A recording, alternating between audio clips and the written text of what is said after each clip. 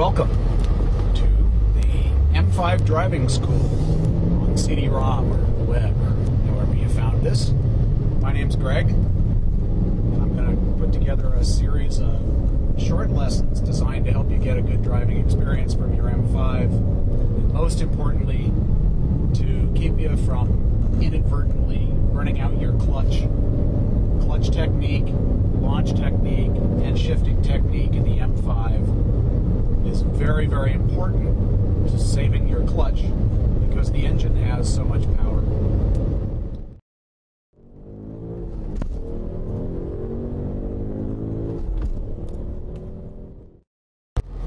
Now, before we get started with shifting and clutching, one thing we need to cover is proper seating position. Way too many people drive too far away from the steering wheel and too far away from the pedals. Proper seating position means that when you extend your arm straight out while you're seated in a comfortable position, the top of the wheel should be contacting your wrist right here. I could even move my seat back a little further forward, and now it's hitting right where I want it to. The other thing is your legs should be bent, and even when the clutch is all the way to the floor, your legs should not be straight out. This allows you to exert a lot more force and power for braking and throttle.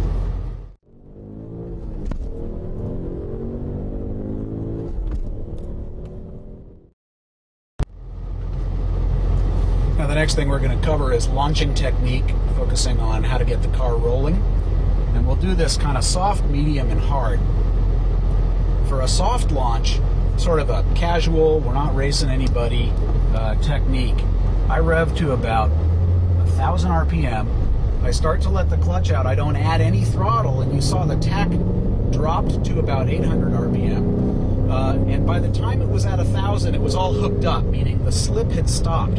The slip will stop even though your foot is in the position that allowed it to slip the first time. Let's try it one more time. About 1,000 RPM. It's all hooked up. Now, of course, I can add as much throttle as I want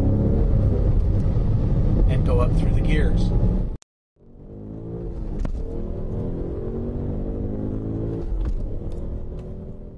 Okay, let's try one more sort of medium performance launch. I have the opportunity to pull out into the road and stop.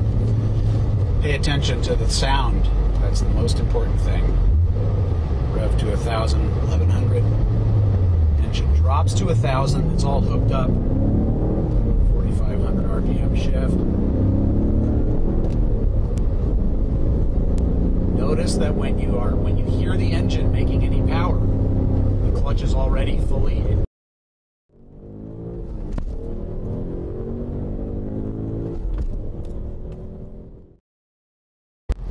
Now, in a hard launch, our goal is to get as much power to the ground as possible, as quickly as possible. But it is absolutely essential that you don't let the clutch take up the slack. It's far better for the tires to spin than for the clutch to spin, because tire heat will only wear out your tires, and they're a lot less expensive to fix. Get out into the road here. There's a car behind me, so I'm going to stop for a second. Here we go, rev to about 1,400. Clutch is all the way out.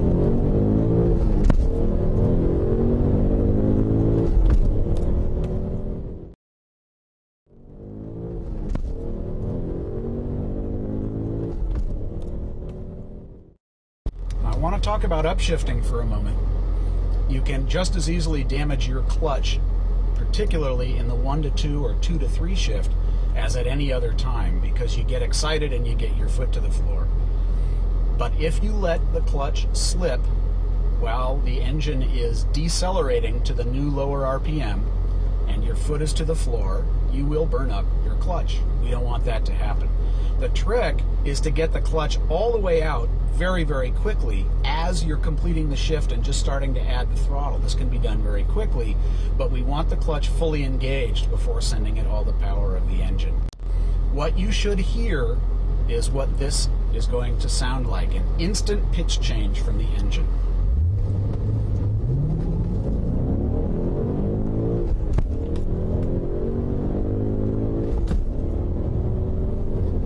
No slip. If you're hearing the following sound, you're doing it wrong. That would be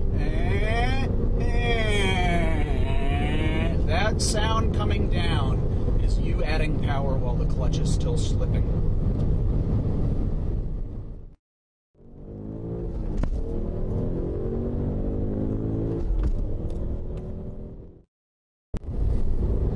Let's talk about downshifting. Now we're going to just do a single clutch downshift from third to second, and our goal is to match the revs of the engine to what speed the transmission will be turning in second gear.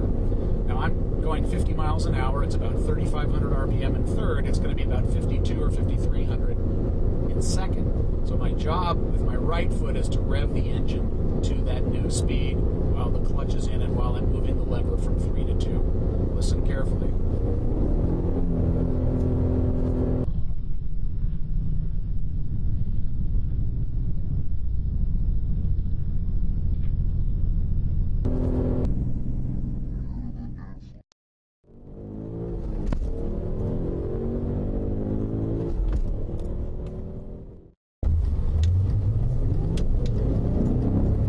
Now let's take a look at double clutching.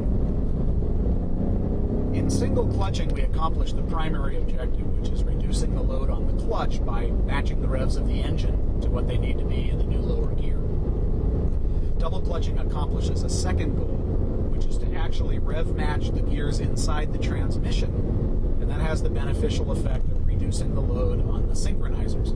Since synchronizers in modern transmissions are pretty darn good, this is a little bit unnecessary, but lots of people want to know what it is, so I thought I would cover it. The goal is exactly the same. We're going to rev match the engine, only instead of having the clutch in while we do it, we want the clutch out, and that will cause the input side of the transmission to spin up to the new speed as well. So the steps are: put the clutch in, move to neutral, let the clutch out, rev match, put the clutch back in, and complete the shift. Then both the engine and the transmission were synchronized. I'm going to use the same speed, about 50 miles an hour, 3,500 RPM. And there's the double clutch downshift.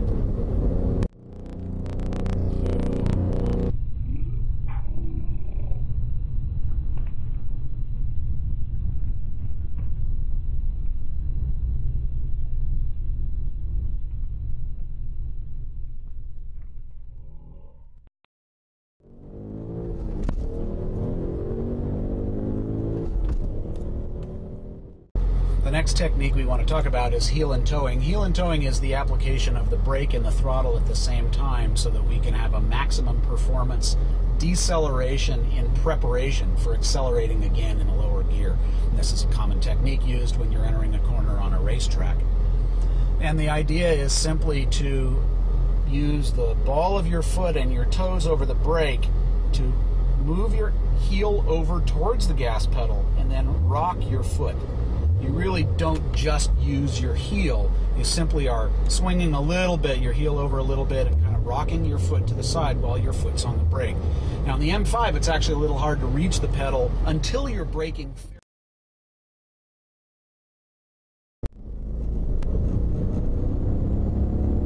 I'm not trying to do a racing line here, but here comes our corner. I'm 5,003rd on the brakes.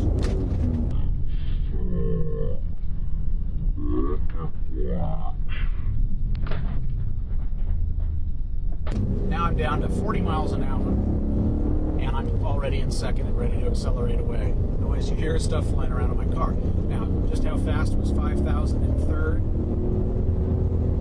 That's 75 miles an hour. Let's do it again. Okay, here I am down to 30.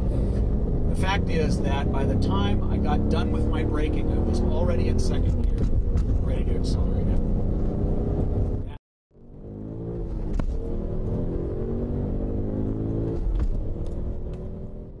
Well, now let's put all the techniques together and see what it's like. I'm going to show you this course a little bit slowly. It's just about a 3-turn slalom going up a hill.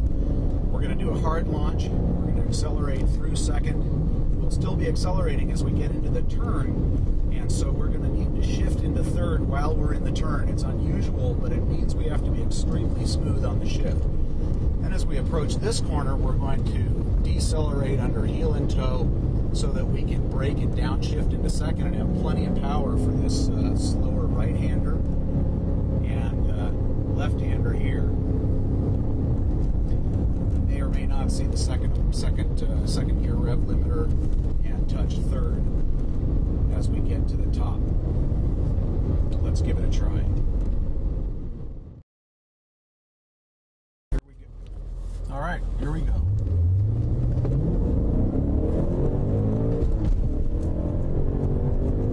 Smooth shift.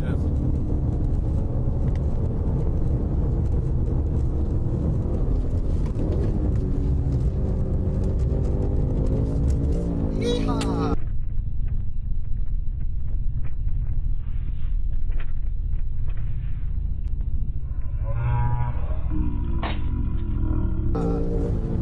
Little rev limiter there.